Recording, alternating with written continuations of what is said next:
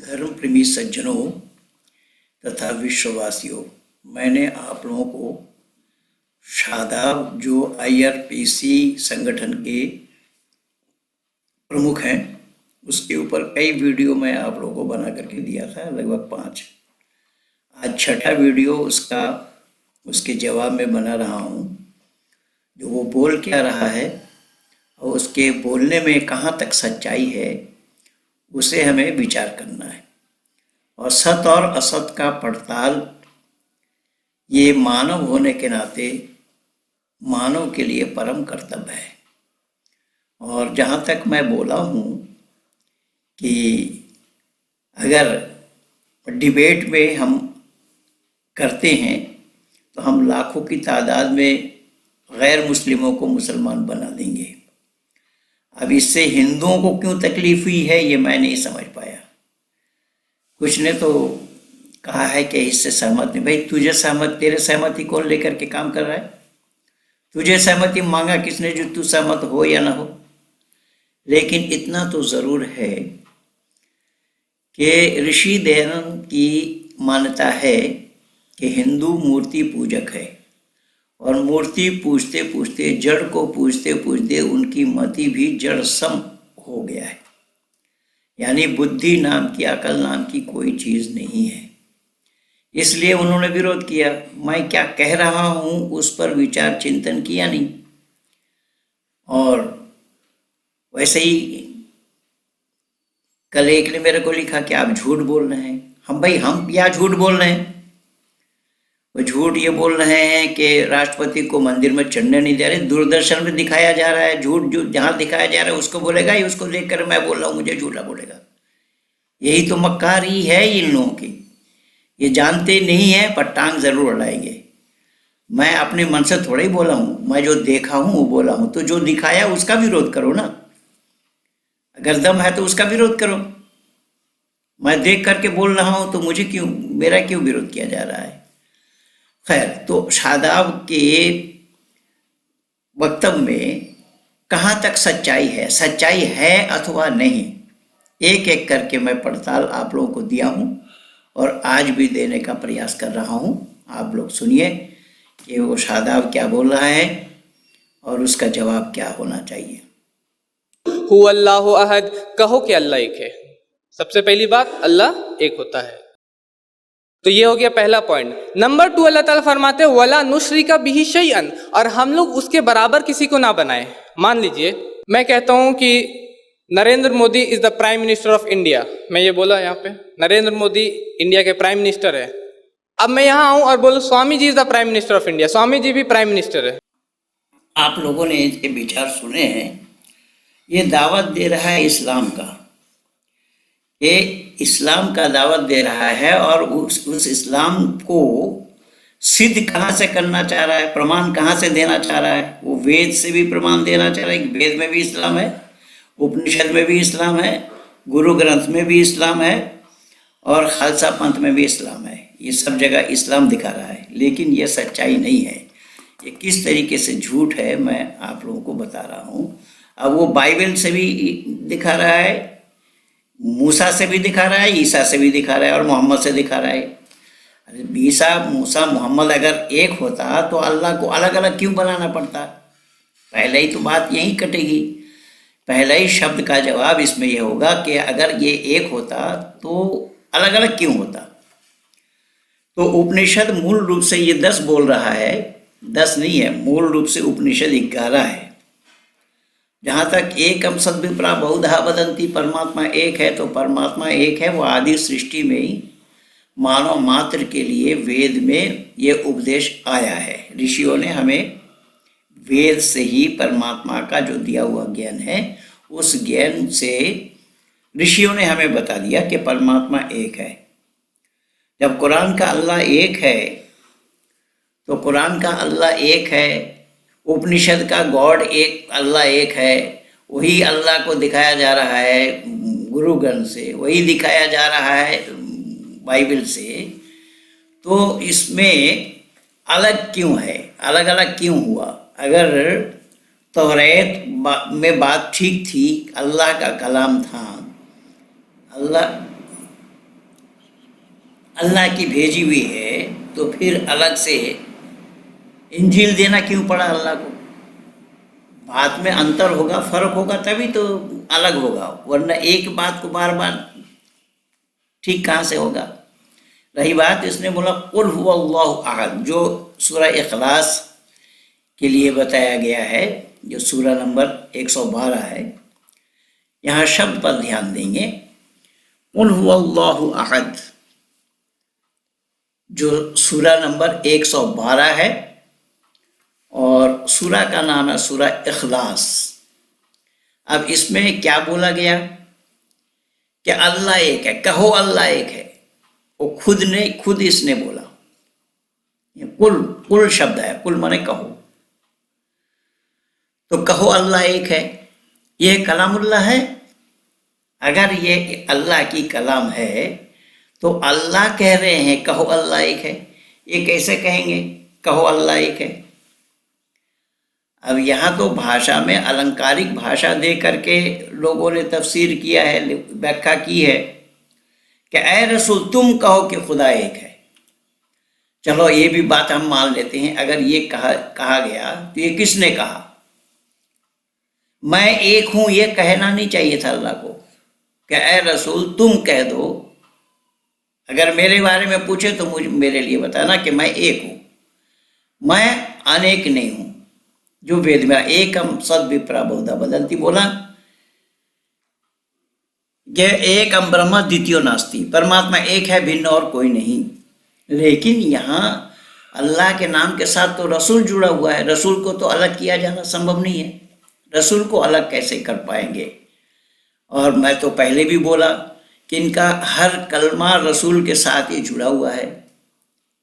ला इलाहा इल्लल्लाह आदम नबी अल्लाह, ला इलाहा इल्लल्लाह मूसा कलीमुल्लाह, ला इलाहा इल्लल्लाह इब्राहिम खलीलुल्लाह, ला इलाहा इल्लल्लाह इस्माइल ज़बीहुल्लाह, ला इलाहा इल्लल्लाह ईसा रूहुल्लाह, ला इलाहा इल्लल्लाह मुहम्मदुर रसूलुल्लाह। ये अल्लाह के नाम के साथ तो सारा जुड़ा हुआ। फिर अल्लाह एक है, ये कहाँ अल्लाह एक दिखाई दे रहा है इनको? और अल्लाह एक होने की कोई बात ही नहीं है। तो यहाँ पर ये विचार करना है कि अगर ये बोल रहा है कि एक ईश्वर की बात आई है, कहाँ कहाँ उन सब का नाम दिया है, तो सबसे पहले कहाँ बताया गया है उसे बोलो।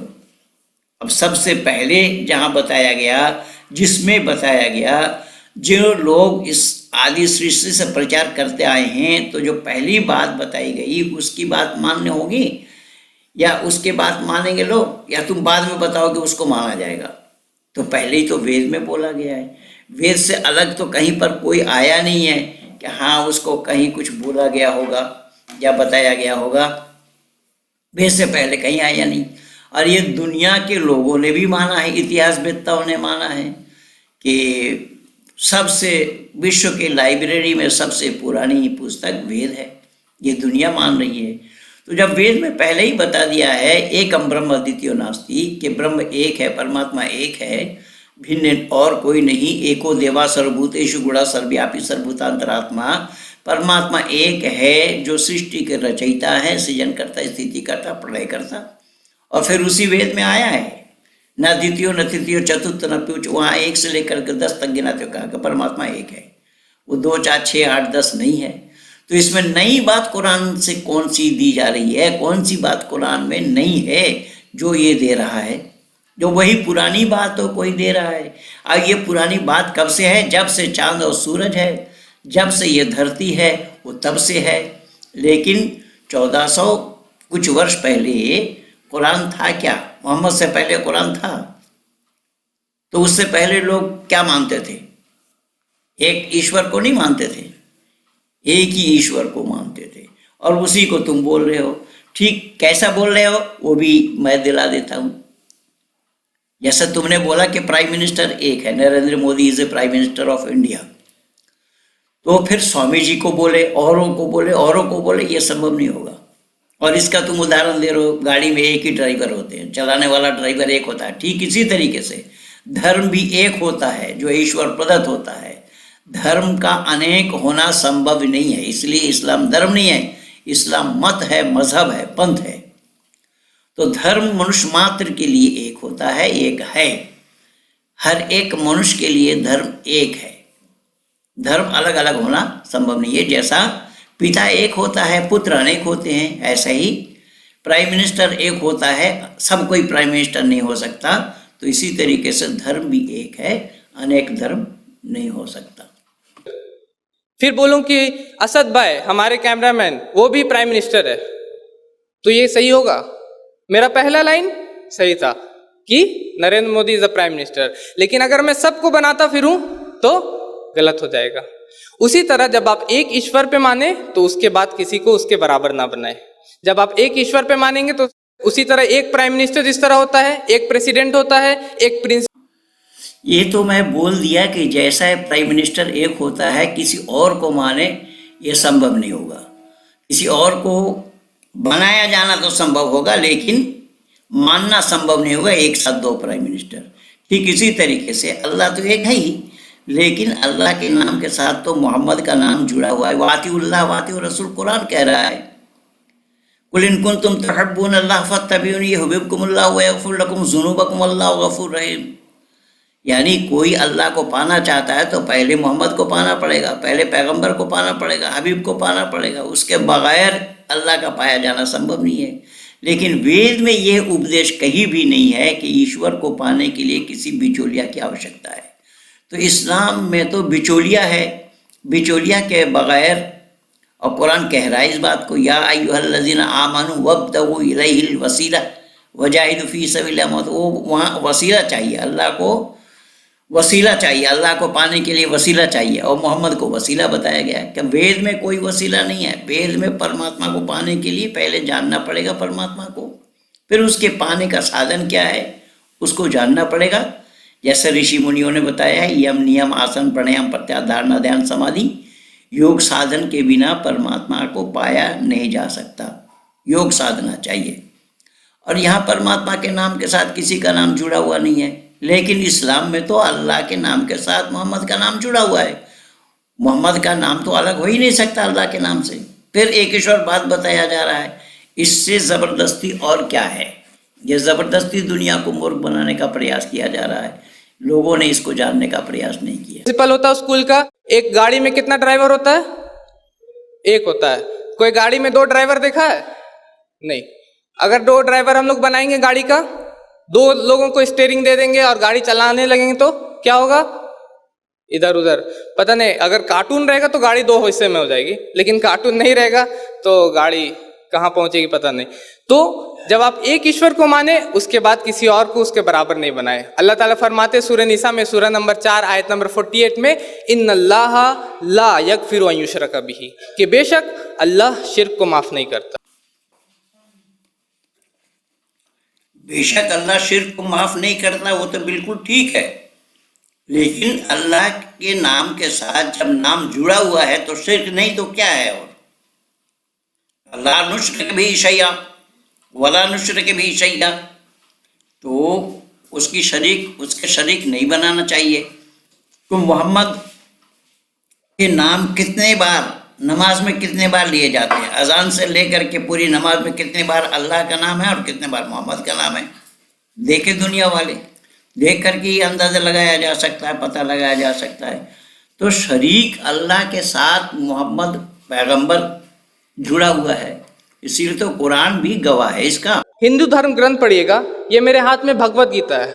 ये भगवत गीता है, सबसे ज़्यादा पढ़े जाने वाली हिंदू धर्म की किताब है। इसमें लिखा हुआ अध्याय नंबर 7 श्लोक नंबर 20 में कि जिन लोगों की बुद्धि, those whose minds have been stolen by this materialistic world, they worship demigods, कि जो लोग इस दुनिया के भौतिकता के पीछे दौड़ते हैं वो लोग अर्ध देवताओं की पूजा करते हैं।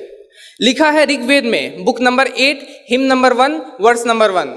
हिंदी में लिखते हैं मंडल नंबर 8 सूक्त नंबर 1 श्लोक नंबर 1। उसमें लिखा हुआ है माँ चिदन्यादि शांसता, कि किसी की भी पूजा मत करो लेकिन उस एक ईश्वर की। लिखा है यजुर्वेद में, जो कि स्वामी जी ने भी पढ़ा, 32वां अध्याय का 3रा श्लोक में, नातस्य प्रतिमा अस्ति, उस ईश्वर की कोई भी प्रतिमा नहीं, कोई भी पिक्चर नहीं, कोई भी मूर्ति नहीं। लिखा है यजुर्वेद में चैप्टर नंबर 40 वर्स नंबर 9 में, अंधात्म प्रविशन्ति असंभूति मोपास्ते, वो लोग अंधेरे में जा रहे हैं जो असंभूति यानी प्राकृतिक चीज़ों को पूजा करते हैं तो मैं रेखा व्यास का तर्जुमा पढ़ रहा था, रेखा व्यास का ट्रांसलेशन पढ़ रहा था वेद का, उसमें लिखा उससे ज्यादा अंधेरे में वो जा रहे हैं जो सृजन की मतलब बना के चीजों को पूजा करते हैं। यहाँ कुरान में स्पष्ट है कि अल्लाह से कोई जुड़ना चाहता है तो उसको पहले मोहम्मद से ही जुड़ना पड़ेगा।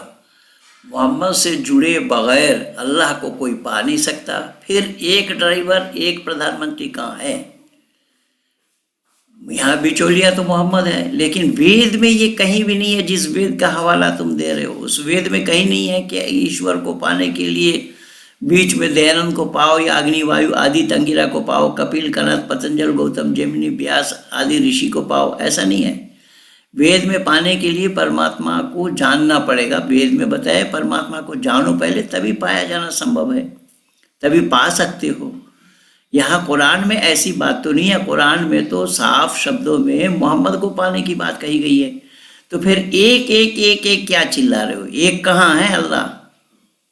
और अगर आप गुरु ग्रंथ पढ़िएगा तो उसमें भी जो एक ओंकार है उसके अलावा कोई भी ईश्वर नहीं। जो वाहे गुरु उन्होंने बताया शमी भाई ने, वाहे गुरु एक ही ईश्वर है, उसके अलावा कोई भी ईश्वर नहीं। उसके अलग अलग नाम हो सकते हैं जैसे कि कर्ता, साहिब। अगर ये कहा जा रहा है कि गुरु ग्रंथ में भी वाहे गुरु वही शब्द आया है, वही एक, तो जब वही वाहे गुरु गुरु ग्रंथ साहब में आया है और अल्लाह कुल हु अल्लाहु अहद है कुरान में, तो अब दोनों अलग है या दोनों एक है? पर विचार करना ये पड़ेगा। तुम कुरान को थोप रहे हो। कुरान बाइबल जो गुरु ग्रंथ में जो बात लिखी हुई है वही बात कुरान में लिखी हुई है। तो पहले कौन लिखा हुआ है, पहले कहाँ लिखा हुआ है, उसको मानना पड़ेगा, उसी की मान्यता होगी। तो सबसे पहले गुरु ग्रंथ में जो लिखा है वो वेद से अलग नहीं है, वेद से ही लेकर के ही बताया गया है। गुरु नानक देव जी ने एक ओंकार नाद को उन्होंने उसी वेद से ही लिया है और वेद में पाया है, क्योंकि वो अभी वैदिक धर्मी थे। वैदिक धर्मी नहीं थे। जिस गुरु ग्रंथ के लिए तुम हवाला दे रहे हो, जिस सिखों के लिए तुम हवाला दे रहे हो, खालसा बतला रहे हो, और इन्हीं खालसाओं को तुम इस्लाम वालों ने कितने को कत्ल किया, कितने को मौत के घाट उतार दिया, तुम्हें मालूम है ना? तुम्हारे ये सम्मी भाई को मालूम है, ये सरदार जी को भी मालूम नहीं है। सरदार जी को अगर मालूम हो गया होता, अपने पूर्वजों के इतिहास को ये पढ़ते होते, तो शायद तुम्हारे सभा में भी ना आते। तुम जिन गुरु ग्रंथ की बात कर रहे हो उस गुरु ग्रंथ के मानने वालों ने मुसलमानों से लोहा लिया है। संपूर्ण भारत में मुगल पीरियड में अगर लोहा लिया है मुगलों से इसी भारत में, तो गुरु अर्जुन देव से लेकर के गुरु गोविंद सिंह तक, भाई सतीदास, मोतीदास, ना मालूम कितने लोगों को मौत के घाट उतार दिया। जोरावर सिंह, फतेह सिंह। इसीलिए तो गुरु गोविंद सिंह को कहना पड़ा 1.25 लाख से एक लड़ाऊं, गोविंद सिंह नाम कहलवाऊं। 1.25 लाख से एक लड़ाने की बात कर रही है। तुम उसी गुरु ग्रंथ वालों को दावत दे रहे हो इस्लाम का। अरे चुल्लू भर पानी में डूब मरो। ऐसे सरदार जी तुम्हारे लोगों को मौत के घाट उतारा है और तुम उनके सभा में चले गए चमचागिरी करने के लिए। तुम सिखों को क्या मुंह दिखाना चाहते हो? सिखों को क्या बताना चाहते हो? गुरु गोविंद सिंह ने जो सिख पंथ चला, उन्होंने पंथ चलाया नहीं, उन्होंने 5 प्यारा तैयार किया था। और 5 प्यारा वो केवल पंजाब के नहीं थे, उड़ीसा के थे, वो यूपी के थे, दिल्ली के थे। तो 5 अलग अलग प्रांत के थे। कौन धर्म की खातिर बलिदान दे सकता है, उन 5 को तैयार किया था, जिसको 5 प्यारा बोला गया। तो उनको तैयार किया धर्म के खातिर लड़ने के लिए। धर्म के खातिर अपने प्राणों को निछावर कौन कर सकता है, ऐसे लोगों को तैयार किया था। और इन्हीं मुसलमानों के हाथ से वो तैयारी थी, और इन्हीं मुसलमानों के से तुम वाहवाही लूटने के लिए तुम वहाँ चले गए, उन मुसलमानों को वाहवाही दे रहे हो। और ये इस्लाम वाले भी जानते नहीं हैं, ये हमारे गुरु हमारे केवल 10 हुए हैं। गुरु नानक देव से लेकर के गुरु गोविंद सिंह तक गुरु हमारे 10 हुए हैं। गुरु के माने होता है अंधकार से निकालकर प्रकाश में लाने वाले। और इन सब गुरुओं ने इसी अंधकार से, इस्लाम रूपी अंधकार से निकालकर हमें प्रकाश में ले आए थे। आज उन्हीं के बदौलत हम जीवित हैं, वरना ये सब मुसलमान हो गया होता। उन गुरुओं ने अपने प्राणों की बाजी लगाकर मुसलमानों के हाथ से हमें बचा रखा है। ठीक इसी तरीके से शिवाजी ने, ये तो हिंदुओं की दुर्मति रही है। हिंदू शिव जी को पूजते हैं, शिव को पूजते हैं, पर शिव के बजाय अगर शिवाजी को पूजते होते तो आज भारत का नक्शा कुछ और होता। पर शिवाजी के जीवनी को पढ़ करके नहीं देखा। अरे शिवाजी वो शिवाजी जिन्हें माँ जीजाबाई ने लोरी दे करके तैयार किया, पाला पोसा बड़ा किया। शिवाजी को वो संस्कृति मिली अपने माता पिता के लाड और दुलार से, लाड़ना और ताड़ना से, कि गौहर बानू को किस तरीके से सब सम्मान उसको वापस किया। और इस्लाम वाले इसको माल गनीमत मानते हैं। इस्लाम वालों के पास अगर इस तरीके से हिंदू घराने की महिलाओं को लाया गया तो उसको माल गनीमत समझ करके उसको हरम में ले जाते थे। लेकिन शिवाजी के चरित्र को पढ़ करके देखो, शिवाजी के चरित्र को पढ़ने से ही आँख खुल जाएंगे हिंदुओं को। लेकिन ये हिंदू शिवाजी के नाम से कि शिवसेना बनाया है, लेकिन उसके नज़दीक भी शिवाजी के गू भी नहीं है जो शिवसेना कह रहे हैं, कि इन्हें मालूम ही नहीं है। शिवाजी के चरित्र को पढ़ करके देखो, उनके जीवनी को पढ़ करके देखो। इसीलिए तो मैं कह रहा हूँ कि हिंदू शिव को पूजना छोड़ करके अगर शिवाजी की पूजा करते होते, शिवाजी को मानते होते, शिवाजी के आदर्श पर चलते होते तो आज भारत का नक्शा कुछ और होता। और ये सिख जो तांडव मचा रहे हैं किसानों के नाम से, ये भी अपने पूर्वजों के थी, क्योंकि ये तो सारे नक्सली हैं, ये सारे बाम मर्गी हैं। तो बाम मार किनको कहा जाता है? उल्टा। बाम के माने होता है उल्टा। तो इन्होंने कभी सीधा चला ही नहीं है, सीधा चल के नहीं देखा। और ऐसे ही सरदार जी इन्हीं मुसलमानों के मंच पे जा कर के अपना नाम भुलवा रहे हैं उनसे, और इन्होंने अपने पूर्वजों के इतिहास को नहीं पढ़ा। इसीलिए मैंने बोला कि गुरु ग्रंथ के साथ कुरान का क्या तुलना है, वेद के साथ कुरान का क्या तुलना है, उपनिषदों के साथ कुरान की क्या तुलना है। कुरान का तो जानता ही नहीं है एक ईश्वरवाद है क्या, कुरान जानता नहीं है धर्म क्या है। मेरी खुली चुनौती है, खुला दरबार है, आ जाओ सामने डिबेट करने के लिए। पहले भी बोला था, अब भी बोल रहा हूँ, जिसको मन करे आओ, सामने आओ, डिबेट करो, फिर सच्चाई का पता लगेगा। दूध का दूध और पानी का पानी हो जाएगा। सत्य को धारण करने में और असत को छोड़ने में मानव मात्र को सर्वदा उद्यत रहना चाहिए। मानव मात्र को सत्य के साथ जुड़ना चाहिए। लोगों ने सत्य को तिलांजलि देने के कारण ही तो ये सब हुआ है, ये सारा तांडव हुआ है। मुगल काल में मुसलमानों ने जिस तरीके से अत्याचार हिंदुओं पर किया है, वरना मुसलमान भारत में कहाँ था कोई? महाभारत काल में एक भी कोई माई का लाल बता दे हाँ मुसलमान था उन दिनों में? महाभारत काल में हमारे विद्वान जन बहुत सारे मारे गए, ऋषि दयानंद के ही वाकई है। और जो विद्वान बचे थे उन्होंने अपनी जिम्मेदारी नहीं निभाई, और जयचंद के वंशजों का यहाँ भरमार रहा, जैसा आज किसान आंदोलन के नाम से हो रहा है। गणेश शंकर द्रविड़ जैसे लोग जो गणेश शंकर द्रविड़ जैसे दामोदर चाफेकर, बालकृष्ण चाफेकर, वासुदेव चाफेकर, तीनों भाइयों को फांसी पे लटकाने वाला, या अंग्रेजों के साथ मिल करके उन तीनों को फांसी लगवाने वाला गणेश शंकर द्रविड़ था। लेकिन वासुदेव चाफेकर जो छोटे भाई थे दामोदर चाफेकर जी के, वासुदेव चाफेकर ने उसको मौत के घाट उतारा। ये पूना के चिंचौड़ में आज भी उन लोगों के समाधि बने हुए हैं चाफेकर बंधु परिवार के नाम से। लोगों ने अपने पूर्वजों के इतिहास को पढ़ा ही नहीं, इतिहास को जानना ही नहीं चाहा।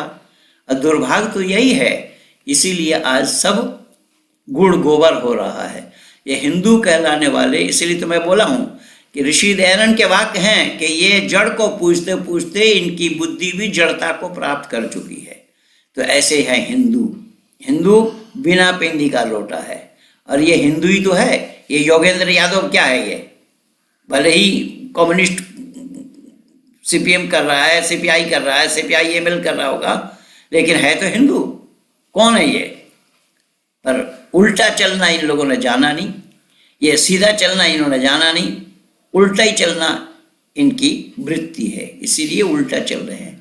देखिए ये और क्या परवरदिगार, रहीम, करीम, इस तरह के नाम देते हैं, लेकिन वो एक ही ईश्वर है। और अगर आप बाइबल भी पढ़िएगा, बाइबल तो उसमें भी यही चीज लिखा हुआ है। बाइबल में Exodus chapter number 20 verse number 3 से 5 में गॉड बोलते हैं इसमें कि thou shalt have no gods besides me, कि आपको मेरे अलावा किसी को भी ईश्वर नहीं बनाना.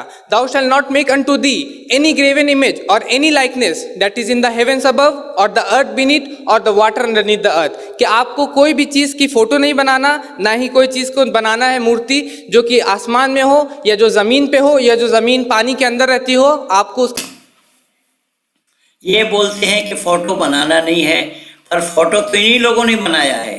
जो कार्टूनिस्ट को ये लोग मान रहे हैं ना, ये कत्ल के हकदार तो ये हैं. इन्होंने तो ये बना रखा है. शब-ए मेराज किनका है? जब मेराज को गए थे हुजूर सल्लल्लाहु अलैहि वसल्लम या हज़रत मोहम्मद साहब जब अल्लाह से दीदार करने के लिए गए थे मेराज में, तो घोड़ा में या घोड़ी में या गधे में या खच्चर में बैठ करके गए थे. उसका फोटो इन लोगों ने बनाया है, किसी और ने बनाया है? तो उसको हटाओ ना पहले बाजार से. जो आज उसका कार्टून बना रहा है, उसके कत्ल कर रहे हो, उसको हत्या कर रहे हो, तो सबसे पहले हत्या करने के लिए दोषी तो तुम ही लोग हो. तुम्हारी हत्या होनी चाहिए थी, लेकिन तुमने दूसरे को हत्या करना चालू कर दिया है. कार्टून तो तुम्हारा बनाया हुआ है. कार्टून कोई हिंदू ने नहीं बनाया. वो जो बुर्राकुल नबी तुम्हारा है, घोड़ा जैसा दिखाया जा रहा है, उसका पंख लगा हुआ है और उसका मुंह महिला जैसे, औरत जैसा है. बताओ ये जहालत, इससे बड़ी जहालत और क्या है? ये हिंदुओं के लिए कह रहे हैं कि गणेश के हाथी का मुंडी कैसे लग गया. हाथी का मुंडी कैसे लग गया? तुम पहले अपने बुर्राकुल नबी को देखते, उस घोड़ा का मुंह चेहरा महिला का कैसे लग गया, औरत का चेहरा कैसे लग गया? यानी वहां पर जाने के लिए औरत पर ही चढ़ करके गए थे क्या? क्या मान्यता है तुम्हारी? और जो चढ़े हुए हैं, जो बैठे हुए हैं, वो कौन है? ये कार्टून तो तुम लोगों का ही बनाया हुआ है. तुम पहले हटाओ ना मार्केट से इसको. जो कार्टून बना रहा है उसके तुम कत्ल कर रहे हो उसे. ये सबसे बड़ी मूर्खता, सबसे बड़ी जहालत तो यही है तुम्हारी, इस्लाम की, इस्लाम वालों की. ये अपने जहालत को छोड़ते नहीं है, दूसरे लोगों पर दोष लगाते हैं. ये सरासर झूठ है, गलत है. या मैं यहाँ पे बोलूं कि आई एम गॉड, मैं ईश्वर हूं, आप इस पे मानिएगा? मैं सर को ऐसे ऐसे देख रहा हूं, सिर्फ कोई नहीं मानेगा ना. क्यों? अगर मैं यहाँ उड़ के दिखा दूं, इफ आई कैन फ्लाई, अगर मैं उड़ के दिखा दूं, या मैं अपने टोपी से कोई चीज निकाल के दिखा दूं, फिर भी मानिएगा कि मैं गॉड हूं, मैं ईश्वर हूं? मैं गॉड हूं मानव के लिए क्यों कहना संभव होगा? परमात्मा को तुम जानते नहीं हो सकता है तुम कह दो, लेकिन जो परमात्मा को जानता है वो कभी भी अपने को परमात्मा नहीं कहेगा. और तुम्हारे इस्लाम में तो न मालूम कितने कितने लोग कहे हैं अपने को गॉड बताए. मंसूर हिल्लाज को कत्ल क्यों किया था? अल्लाह बोला नहीं था? मंसूर हिल्लाज को कत्ल करने का क्या कारण था? तो अपने को गॉड, मानव में और गॉड में फर्क क्या है, इंसान में और परमात्मा में अंतर क्या है, इसको जानना पड़ेगा, जो इस्लाम नहीं जानता. अरे हो, चाहे वो कितना ही बड़ा क्रिकेटर हो, सचिन हो, या कितना ही बड़ा एक्टर हो, अमिताभ हो, लेकिन वो ईश्वर नहीं होता. हम लोगों में से एक दूसरे में से ईश्वर नहीं होता. ठीक है?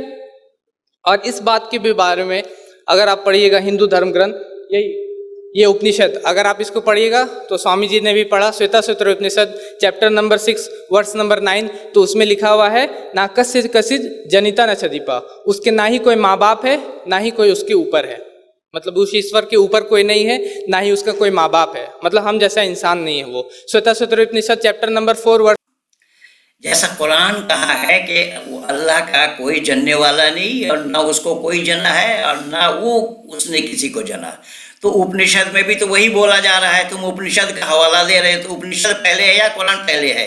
अरे जाहिल कहीं का, पढ़ लिख ले थोड़ा बहुत, तभी पता लगेगा. अकल नाम की कोई चीज़ तेरी नहीं है, तेरे पास नहीं है. इसलिए तो मैं बोला ना, जो कौआ नया पतंग में गू खाने लगा है, तो वही काम तू कर रहा है. उपनिषद पहले है, वेद पहले है कि कुरान पहले है? तो पहले जहाँ बताई गई है उस बात को लोग मानेंगे, तेरी बात वाली बात को मानेंगे लोग. पहली बात में क्या कमी रह गई जो पहले वाले को काटना पड़ेगा? और उपनिषद का वेद का हवाला दे रहा है, तो वही तो वेद में भी तो यही आया है कि परमात्मा की कोई प्रतिमा नहीं है. परमात्मा वो है, ना वो किसी से जना और ना उसने किसी को जना, लेकिन बिना जने भी वो पिता है. पिता तो इसलिए है कि पालयतीता, पिता पालने वाले हैं, इसलिए वो पिता है. जो कुरान जानता नहीं है, ना इस्लाम जानता है, ना इस्लाम कुरान का अल्लाह जानता. 10 में कुल इन्नमा अना बशरुम मिस्लुकुम, कह दीजिए कि मैं तो एक इंसान हूं तुम्हारे जैसा, मेरे ऊपर वही की जाती है। ये डिफरेंस है, वही की जाती है कि तुम्हारा इलाह, तुम्हारा ईश्वर एक ही ईश्वर है। और मोहम्मद सल्लल्लाहु अलैहि वसल्लम की वचन जो स्वामी जी बोल रहे थे, उनके वचन जो होते वो हदीस में लिखी रहती है। तो हदीस की किताब आप पढ़िएगा, सही अल बुखारी वॉल्यूम नंबर 4 किताबुल अहादीस अल अंबिया हदीस नंबर 654, तो उसमें मोहम्मद सल्लल्लाहु अलैहि वसल्लम फरमाते हैं ला तुतरूनी कमा अतरत निसारा इब्न मरियम, कि तुम लोग मुझको इस तरह मत बढ़ाना जिस तरह ईसाइयों ने जीसस क्राइस्ट को बढ़ाया है। तो कुरान में जो बात बताई गई वो वेद से अलग कहाँ है? वो तो वेद की बातों को ट्रू कॉपी करके, वेद तो कुरान तो निजी अपने में नहीं है, वो बाइबल का नकल किया है, तौरात, ज़बूर और इंजील का नकल किया है, कॉपी किया है। कुरान में अपने आप में नई कौन सी बात है? तो जब पहले जो बात जहाँ कही गई है, बताई गई है, उसको लोग पहले मानेंगे या अंतिम में जो बात बताया जा रहा है उसको मानेंगे लोग? अंतिम वाले क्यों मानेंगे? तो कहने का तात्पर्य मेरा यह है कि जो बात तुम कुरान से उठा करके दुनिया वालों को बता रहे हो कि ये वेद में है, ये उपनिषद में है, ये गुरु ग्रंथ में है, ये बाइबल में है, ये और ग्रंथों में है, तो किन में ग्रंथ में, किस ग्रंथ में, कौन सा ग्रंथ में पहले है, उस पहली वाली बात को मानी जाएगी? जब पहली वाली बात को मानोगे तो लोगों ने ये माना है कि विश्व के लाइब्रेरी में सबसे पुरानी किताब वेद है। फिर तुम नई बात कौन सी दे रहे हो इस्लाम के लिए?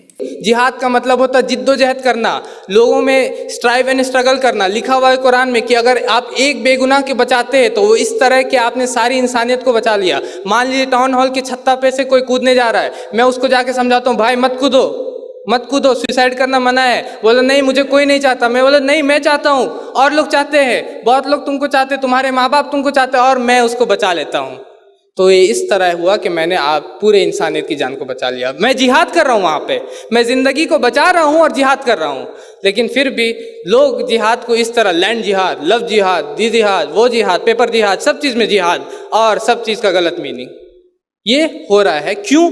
क्योंकि हम लोग बात नहीं कर रहे, हम लोग एक दूसरे को जान नहीं रहे। हम लोग जब मैंने शमी भाई से मुलाकात किया तब मुझे पता चला कि ऐसा नहीं है। वरना मैं तो यही सोचता, शमी भाई आपने कड़ा इसीलिए पहना, आप मुझे मारना चाहते हैं ना, मैं आपसे अकेले में नहीं मिल सकता। तो ये चीज़ होती है। और आउट ऑफ कंटेक्स्ट, जो स्वामी जी भी बोल रहे, आउट ऑफ कंटेक्स्ट, किसी भी चीज़ को आउट ऑफ कंटेक्स्ट कोट कर दिया जाता है। कुरान में लिखा है जहाँ भी काफिर को देखो कत्ल कर दो, आगे पीछे पढ़ो, उसके ऊपर नीचे क्या लिखा उसको पढ़ो। किसी भी की भी बात को मैं आउट ऑफ कंटेक्स्ट गलत प्रूव कर सकता हूँ। सुभाष चंद्र बोस फ्रीडम फाइटर है इंडिया के, वो बोलते हैं, उनका बहुत ही अच्छा कोट है, उसमें लिखा गिव मी ब्लड, मैं फुल स्टॉप मारता हूँ वहाँ पे। अब लोग सोचे गिव मी ब्लड, क्या कंपाउंडर है क्या, ब्लड क्यों मांग रहे हैं ये मुझसे? ये सब मकड़ी के शबाना आजमी के साथ काम करते हैं, मकड़ी देखा है ना, शबाना आजमी के साथ काम करते हैं क्या? खून मांग रहे, ड्रैकुला है क्या? नहीं, पूरा पढ़ो, give me blood I will give you freedom. Bhagavad Gita ये पढ़िएगा आप, इसमें भी, इसको भी मैं आउट ऑफ कॉन्टेक्स्ट कोट कर सकता हूँ। इसमें लिखा हुआ चैप्टर नंबर 11 वर्स नंबर 32 में कृष्ण कहते हैं time I am and the destroyer of the world and I have come to destroy all people. मैं वक्त हूँ, मैं लोगों का विनाश के लिए आया हूँ। अब मैं फुल स्टॉप मार दिया मैंने। अब जिसको कृष्ण के बारे में पता ही नहीं, जिसको भगवत गीता के बारे में पता ही नहीं, वो क्या समझेगा कृष्ण क्यों आए हैं? सबको बर्बाद करने। और ये देखो, ये लोग जो है ना, ये लोग जो जला रहे चीज़ों को, ये इसीलिए जला रहे क्योंकि कृष्ण बोले थे इनको। तो क्या हुआ? गलत हो गया। तो आपको जानना पड़ेगा। बाइबल को मैं कोट कर सकता हूँ, जीसस क्राइस्ट बोलते हैं सेल योर गारमेंट्स, अपने कपड़े को बेचो और तलवार लेके आओ, gospel of Luke chapter 22 verse 36। किसी को भी हम कर सकते हैं, लेकिन ये गलत होगा। आपको पढ़ना होगा, यही मेरा मैसेज है कि आपको पढ़ना होगा, आपको एक दूसरे से मिलना होगा, आपको एक दूसरे को जानना होगा, तब आप इन बुराइयों को खत्म कर सकते हो। और इसीलिए हम लोग ये प्रोग्राम किया, ताकि हम एक दूसरे को जाने, एक दूसरे को समझे कि उसका व्यू पॉइंट क्या है। समी भाई को समझे कि आप इसलिए ये टोपी पहने, ओ आई सी, आपने इसलिए इस टोपी को पहना है, मैंने इसलिए इस टर्बन को पहना है। तो हम लोग लड़ेंगे नहीं, है कि नहीं? और जो लोग हम लोगों को लड़ाना चाहते हैं, हम लोग उन लोगों को सपोर्ट भी ना करें, क्योंकि ये लड़ाई में ना ही मेरा फायदा होता है, ना ही उनका फायदा होता है, ना ही देश का फायदा होता है। फायदा होता है तो सिर्फ कुछ लोगों का, जो कि हमको लड़ाना चाहते हैं। मैं यही उम्मीद रखता हूं कि आप लोग ऐसे लोगों का सपोर्ट नहीं करेंगे जो कि हमको लड़ाना चाहते हैं, और आप लोग एक दूसरे से मिलेंगे, बात करेंगे, और जब जानेंगे एक दूसरे को, तो भले ही हम लोगों में डिफरेंसेस हो, मैं ये टोपी पहनता हूँ, शमी भाई टर्बन पहनते, तो हम लोग लड़ेंगे नहीं, हम लोग एक दूसरे को मारेंगे नहीं। ठीक है, मैं इसी के साथ एंड करना चाहता हूँ। देखिए, इसने कितनी मूर्खता की और अनभिज्ञता की बात करी है। इसने कहा कि जिहाद के माने जद्दोजहद है। जद्दोजहद के माने होता है प्रचेष्टा, try and try again, try and try again जिसको बोला जाता है। पर कुरान में ऐसा नहीं है। कुरान में तो साफ जिहाद करने के लिए। अच्छा, तुम अगर जद्दोजहद मानते हो तो मैं दिखा दूंगा ये इसमें जिहाद शब्द का अर्थ क्या है। जिहाद के मानी इस्लाम को स्प्रेड करने के लिए गैर मुस्लिमों से जो लड़ाई लड़ी जावे उसका नाम जिहाद है।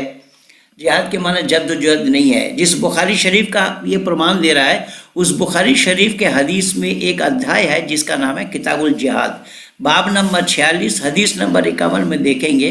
वहाँ पर कौला कौला अब्दुल्ला इब्न मसूद साल तो रसूलुल्लाह सल्लल्लाहु अलैहि वसल्लम, अब्दुल्ला इब्न मसूद वो हज़रत मोहम्मद से पूछा, अय्युल अमल अफजल हो, हमारे लिए अच्छा काम क्या है। मैं पहले भी बोल चुका हूँ, बहुत बार बोला हूँ।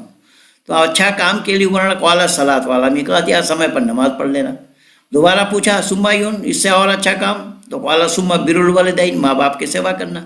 तीसरा बार पूछा कुल तो सुम्मा यून, इससे और अच्छा काम, तो कौला जिहाद फी सबीलिल्लाह फसकत तो रसूलुल्लाह सल्लल्लाहु अलैहि वसल्लम। ये तो हदीस कह रहा है, लेकिन तो हदीस की बात हम क्यों मानेंगे, किस लिए मानेंगे। हज़रत मोहम्मद साहब के 300 साल के बाद जिसका संकलन किया गया, और उसी हदीस से मैं दिखा दूंगा कि हज़रत मोहम्मद साहब ने खुद बोला है कि मेरे जाने के बाद मेरी बातों को उजागर मत करना, लोगों को मत बताना, और उसी को यह हदीस कहा जाता है। हदीस के माने जिसको बांग्ला भाषा में हदीस बोला जाता है, हदीस, हदीस माने उसकी फिरस्ती, उसका पीछे का क्या है बैकग्राउंड आदि आदि। तो खैर ये बोल रहा है जिहाद के माने जद्दोजहद है। तो जिहाद के माने अगर जद्दोजहद है, अरे शादाब पूरे खानदान मिल करके हमें ये बता कि उहुद क्या था, उहुद की लड़ाई क्या थी, मक्का फतेह कैसा किया था, बदर की लड़ाई क्या थी, तबूक की लड़ाई क्या थी। अरे एक दो नहीं 27 लड़ाइयाँ लड़ी हैं जिस हज़रत मोहम्मद साहब के बयान तो कर रहा है। अरे दांत कहाँ तोड़वाया गया था, दांत कैसे टूटे थे भाई। वो जिहाद के मैदान में दांत टूटे थे या जद्दोजहद करते दांत टूटे उनके। जद्दोजहद कहाँ है इसका जिहाद का अर्थ। मैं कुरान से हवाला दे रहा हूँ। जहाँ तक ये जानने की बात, वो ये बोल रहा है कि लोग कॉन्टेस्ट देखते नहीं है, आगे पीछे नहीं देखते। आगे पीछे अगर देखना होता तो तू सूरा मायदा का 32 नंबर आयत क्यों बोल रहा है, तू 31 क्यों नहीं बोला, 33 क्यों नहीं बोला। जाहिल, खुद अपनी जहालत को दूर कर, मूर्ख कहीं का। इसीलिए गू खाना हो तो तमीज से खा, तमीज तेरे नाम पास है नहीं है। और अल्लाह ने कुरान में एक दो जगह नहीं, मैं बहुत जगह से आज नोट करके दे रहा हूँ आप लोगों को कि सूरह अनफाल में तो यहाँ तक या अय्युहन नबी हर्रिज़िल मोमिनीन अलल क़िताल इन यकुम मिनकुम, ऐ नबी तुम मुसलमानों को ताकीद करो काफिरों के खिलाफ लड़ने के लिए।